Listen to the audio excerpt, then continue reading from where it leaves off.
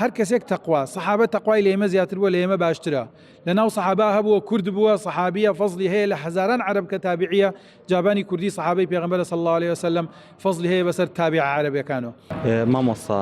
لە کاتێک کەسێک ئەمرێ بە چ زمانێک وەڵامی پرسیارەکانی ناوگۆڕ داتەوە؟ بسم الله الرحمن الرحيم. طبعا إما يك حديثي موضوع درو هي كألد بزماني عربي لو هشتا خلق ساكا هيج بلغي كي ترمانية كبتش زماني قساكا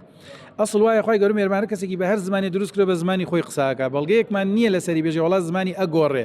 بيوستي شنيا بيقوري تو نوت سال تمنا كي ملائكة لسر شانت اشتكانت بكردي قساكي همو قساكان تنوسيت چ بيوست أكا يما بيجن والله خوي قالوا ميرمان بو جواب دانوي قبر بو سي برسيار بي زماني توب قوري بو زماني كيتر لبرو انا هيج بلغو بنمايكي لسرني اصل واي مز خوي قالوا بكردي دروس ماني كرو بكردي جواب قبر دينوا اما اصلكيا اگر كسيك خلافي لم بابتايا قسكي مي بي غلطه يك حديث بينه توبلي اما بلغي لسر وي قسم بياو دروي تامن اعلاني بكم كام قصه غلط بو بشيمات بمولي باشا او لو كونفرنسيك برسان همان او قسانتان كردو اساج سر لسر او قسانتان بيقومان حرف بحرف وقساني كردو مدقي قرآن وفرمودي بيغمبر صلى الله عليه وعلى آله وسلم أو كساني كواد دين بما فروش نوع من منالي تايس هاي ناوم بابتها الحمد لله خلقي كلارا ناسي من منال أم ناسي منال بومون بچوك بومو لنات وجامعين لسلم بولم كلارا فقيه بوم شار بشار قراهم بو علم كساني كاتون لدايك نبون يما علم ما انتواو كردو تازاتون جنيو بيمادن إما ضلنيا بوي كوتوما أو التأكيد كردنوي بنماي قرآن إن أكرمكم عند الله أتقاكم هيج كاتي فضلي عرب هيج عربيك لسر إيمانية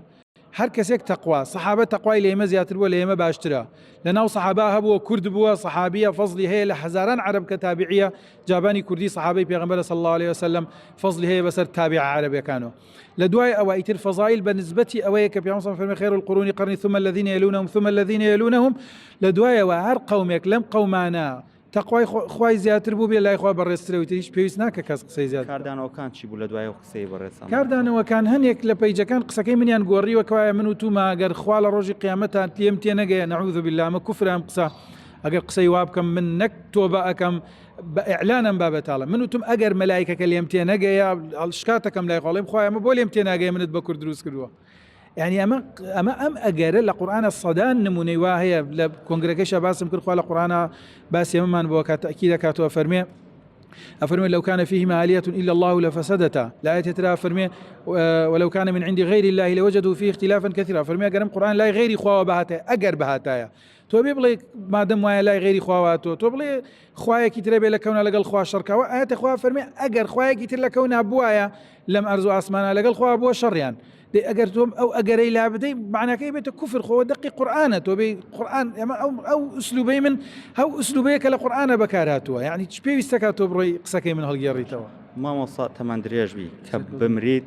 هربا كردي والله أو برسالة كاني ناوغورة ديتوا من خوم بيقومان تويش وهمو كردي كيتريش همو كسيك بزماني خوي جواب داتوا هيج بلغيك ما نيك زمان بقوره من اگر كسيك روجل روجان بلغيكي بوم دوزيو لقرآن والسنة بيغمبر صلى الله عليه وسلم بيجت بغير كردي هر من وكلاري قساكم